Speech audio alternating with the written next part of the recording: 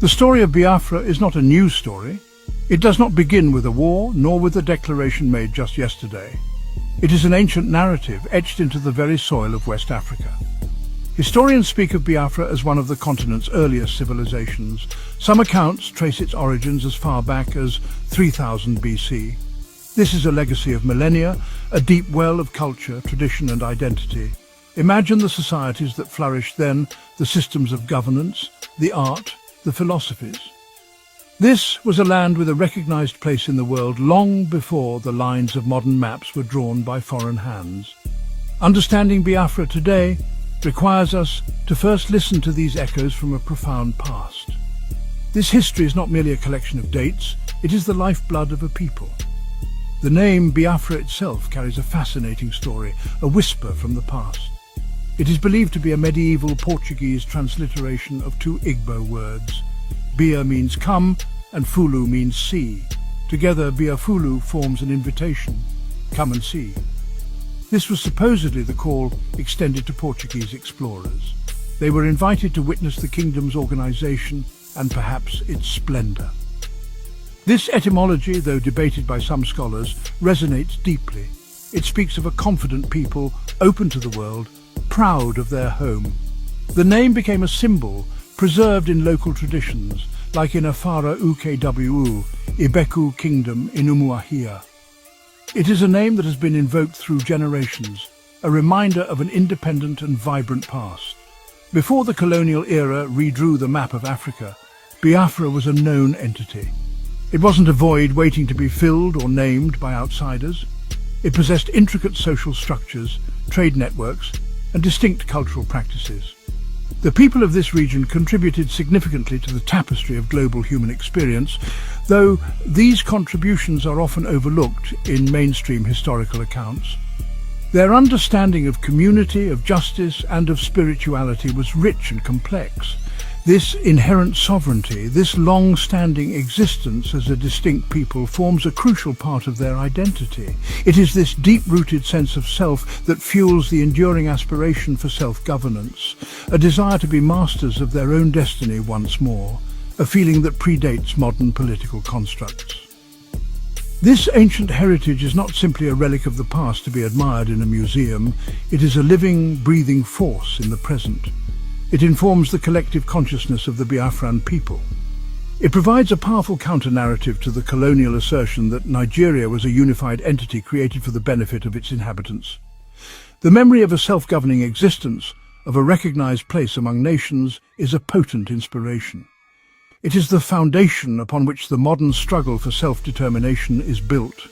The echoes of Biafulu still call, not just to outsiders, but to Biafrans themselves, urging them to see and reclaim a future rooted in their profound historical identity and their inherent right to choose their path.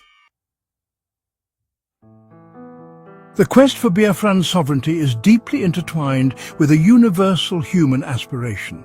This is the natural right to self-determination. It is the principle that all peoples have the right to freely determine their political status. They should be able to pursue their economic, social, and cultural development without external compulsion. This is not a radical new idea. It is enshrined in international covenants and is a cornerstone of modern concepts of liberty and justice. For Biafrans, this right is not an abstract legal concept. It is a deeply felt necessity, born from historical experience and a persistent yearning for autonomy. The idea that a people should choose their own government and control their own destiny is fundamental.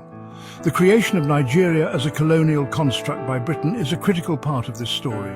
This amalgamation, primarily in 1914, was done without the genuine consent of the diverse indigenous peoples it brought together. Various groups with distinct languages, cultures, and pre-colonial political systems were merged into a single administrative unit. This was largely for the administrative convenience and economic benefit of the colonial power. This contrasts sharply with Biafra's own historical recognition as a distinct region and people. The imposition of a new national identity without regard for existing loyalties and systems sowed seeds of discord. These seeds would tragically bear fruit in the decades that followed, leading to profound and lasting grievances. The years following this amalgamation, and particularly after Nigeria's independence, were marked by systemic injustices against the Igbo people and others in the Biafran region. These were not isolated incidents, but a pattern of economic marginalization, political suppression, and at its horrifying zenith, atrocities that many describe as genocide during the 1967 to 1970 war. The feeling of being second-class citizens in their own land became pervasive. Their resources were exploited, yet development often seemed to bypass them.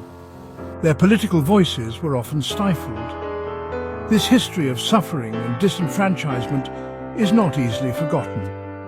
It is this legacy of unaddressed grievances that necessitates, in the eyes of many Biafrans, the complete restoration of their sovereignty. The Ahhiara Declaration, proclaimed on June 1, 1969, during the Biafran War, articulated the philosophical underpinnings of Biafran independence. It was a powerful assertion of identity, justice, and the right to self-preservation. It spoke of a new society based on African values, free from corruption and neo-colonial influences. Decades later, this historic document finds its echo. The recent declaration of the Eternal and Sovereign Kingdom of Biafra on May 30, 2025, explicitly reaffirms the principles of the Ahhiara Declaration. It has been renamed the Eternal and Sovereign Kingdom Declaration Decree.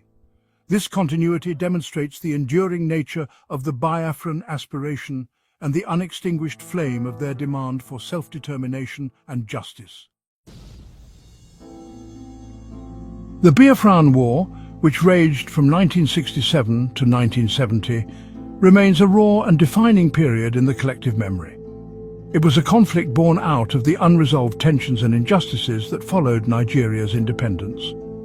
The declaration of the Republic of Biafra under Lieutenant Colonel Chukwuemeka Odumegwu Ojukwu was a desperate act of self-preservation. The war that ensued was brutal. It was characterized by immense suffering, particularly for the civilian population. A blockade imposed by Nigeria led to widespread starvation and disease. Millions of lives, predominantly Igbo, were lost. This tragic chapter is not just history, it is a wound carried by survivors and passed down through generations, shaping identities and resolve. A poignant figure from this era is General Philip Effiong. He was the Vice President of Biafra. As the war neared its end, with Biafran resistance crumbling, it fell to him to make the agonizing decision to surrender. He did so to prevent further loss of life. However, his words at the time carried a prophetic warning. He cautioned that if the root causes of the conflict, the injustices and the denial of self-determination were not addressed, future generations of Biafrans would inevitably rise again to reclaim their freedom. This warning has resonated powerfully through the decades. It underscores the belief that peace cannot be built on a foundation of unaddressed grievances, and that the spirit of Biafra would endure until true justice was achieved. In remembrance of these immense sacrifices, Biafra Heroes Day is observed annually on May 30th. This day holds profound significance. It is a solemn occasion to honor the millions who perished during the Civil War. It also commemorates those who have died in the ongoing struggle for self-determination in the years since. On May 30th, 2025, the 58th anniversary of Biafra's 1967 Declaration of Independence was marked with widespread compliance to a sit-at-home directive in the southeast and south-south regions. This quiet act of remembrance and defiance speaks volumes. It demonstrates the deep-seated commitment to the Biafran cause and the enduring power of memory in fueling the quest for freedom. The struggle did not end with the war, nor did General Effiong's words fade. On May 30th, 2025, a new chapter was boldly written. His Serene Royal Majesty, Baron Eri Begad, the Lord Chancellor and Head of State, signed the Declaration of the Eternal and Sovereign Kingdom of Biafra. This declaration, made in Biafra House, Guard Biafra, proclaimed the Sovereign Kingdom of Biafra as an already recognized ancient First World country and a plurinational sovereign legal entity. It represents a direct fulfillment of Effiong's prophecy. It is a testament to the resilience of a people who, despite immense hardship, have never relinquished their claim to their ancestral land and their right to self-governance. This declaration signals a renewed determination to achieve full sovereignty. The modern struggle for Biafran independence has seen various movements and figures come to the fore. The indigenous people of Biafra, IPOB, has been particularly prominent in recent years. Led by Mazi Nnamdi Kanu, who has been detained since 2021, IPOB has consistently advocated for Biafran's self-determination. While their methods, including sit-at-home protests, have sometimes been controversial and have had significant economic impact, the organization maintains its commitment to non-violent advocacy. The widespread observance of Biafra Heroes Day and the calls for Kanu's release highlight the significant support this movement commands. Their efforts, along with those of other groups and individuals, keep the dream of Biafra alive in the hearts of many, both at home and in the diaspora. A significant aspect of the May 30th, 2025 declaration is its firm stance regarding Nigeria's status in Biafran territory. The Charter explicitly declares Nigeria an occupying force. This is a powerful assertion that reframes the relationship between Biafra and the Nigerian state. Furthermore, the declaration includes an appeal for international assistance. It calls upon the global community to support Biafra against what it describes as the occupation by Nigeria, and also references historical grievances involving British colonialists and alleged ongoing threats. This appeal seeks to move the Biafran cause beyond a domestic issue, positioning it as a matter of international law and justice concerning self-determination and the rights of indigenous peoples. The declaration also voices strong criticism of international institutions. It accuses the United Nations, the European Union, the United Kingdom, the African Union and ECOWAS, along with Nigeria itself, of failing to resolve the political injustices that have plagued Biafrans. It specifically mentions the failure to address the 1967 to 1970 genocide.